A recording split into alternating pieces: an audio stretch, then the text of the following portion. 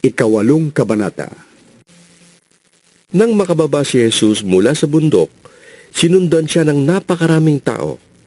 Lumapit sa kanya ang isang ketongin at lumuhod sa harapan niya.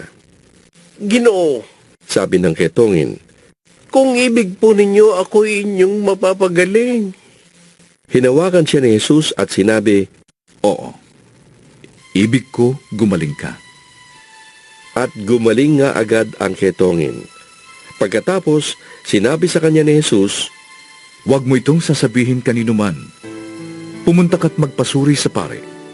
Pagkatapos mag-alay ka ng handog na iniutos ni Moises bilang patutuo sa mga tao na magaling ka na. Pagpasok ni Jesus sa Capernaum, lumapit sa kanya ang isang kapitan ng hukbong Romano at nakiusap. Ginoo, ang katulong ko po ay naparalisado. Siya po'y nakaratay sa bahay at lubhang nahihirapan. Sinabi ni Jesus, Pupuntahan ko siya at pagagalingin. ngunit sumagot sa kanya ang kapitan, Ginoo, hindi po ako karapat-dapat na puntahan pa ninyo sa aking bahay. Sabihin lamang po ninyo at gagaling na ang aking katulong. Ako'y nasa ilalim ng mga nakatataas na pinuno at may nasasakupan din akong mga kawal. Kapag inutusan ko ang isa, pumunta ka roon at siya'y pumupunta. At ang isa naman, halika at siya'y lumalapit. Kapag sinabi ko sa aking alipin, gawin mo ito, ginagawa nga niya yun.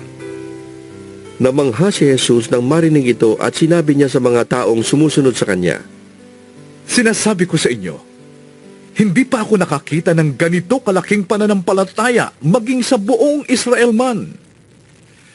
Tandaan ninyo, marami ang darating buhat sa silangan at sa kanluran at dudulog sa hapag na kasalo ni na Abraham, Isaac at Jacob sa kaharian ng langit. Ngunit ang mga taong dapat sana'y kasama sa kaharian ay itatapon sa kadiliman.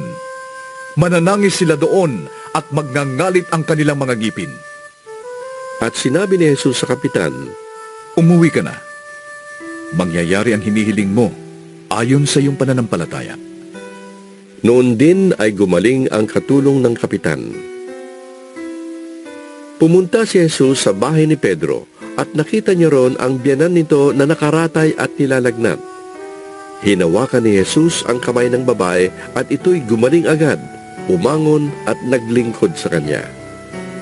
Nang gabing yon, dinala kay Jesus ang maraming sinasaniban ng mga demonyo. Sa isang salita lamang ay pinalayas niya ang masasamang espiritu at pinagaling ang lahat ng may karamdaman. Ginawa niya ito upang matupad ang sinabi ni Propeta Isaias. Kinuha niya ang ating mga kahinaan. Pinagaling ang ating mga karamdaman. Nang makita ni Jesus ang maraming tao sa kanyang paligid, iniutos niya sa mga alagad na maghandang tumawid sa kabilang ibayo. Lumapit sa kanya ang isang tagapagturo ng kautusan at sinabi, Guro, sasama po ako sa inyo saan man kayo pupunta. Sumagot si Jesus, May mga lungga ang mga asong gubat at may mga pugat ang mga ibon. Ngunit ang anak ng tao ay wala man lamang matulugan o mapagpahingahan. Isa naman sa mga alagad ang nagsabi sa kanya, Panginoon, maari po bang umuwi muna ako upang ilibing ko ang aking ama? Ngunit sinabi sa kanya ni Jesus, Sumunod ka sa akin at ipaubaya mo sa mga patay ang paglilibing ng kanilang mga patay. Sumakay si Jesus sa bangka, kasama ang kanyang mga alagad. Bumugso sa lawa ang isang malakas na unos at halos matabunan ng mga alon ang bangka. Ngunit natutulog noon si Jesus, kaya't dilapitan siya ng mga alagad at ginising. Panginoon, tulungan ninyo kami! Lulubog tayo! Sabi nila. Ngunit sinabi niya sa kanila, Bakit kayo natatakot? Napakaliit ng inyong pananampalataya. bumangon siya, sinaway ang hangin at ang mga alon at bumuti ang panahon. Namangha silang lahat. Ano kayang uri ng tao ito? Maging ang hangin at ang lawa ay sumusunod sa kanya. Sabi nila. Nang dumating si Jesus sa kabilang ibayo, sa lupain ng mga Gadareno, Sinalubong siya ng 2 lalaking galing sa libingan.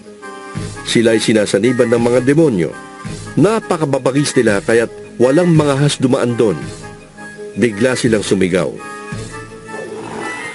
Anong pakialam mo sa amin, anak ng Diyos? Naparito ka ba upang pahirapan kami kahit hindi pa panahon? Sa di kalayuan ay may malaking kawan ng mga baboy na nagsisikain. Nakiusap sa kanya ang mga demonyo. Kung palalayasin mo kami, hayaan mong pumasok kami sa mga baboy na yon.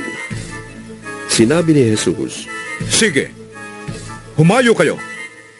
at lumabas nga sila sa 2 lalaki at pumasok sa mga baboy. Ang buong kawan ay biglang sumibad ng takbo papunta sa bangin, nahulog sa lawa at nalunod.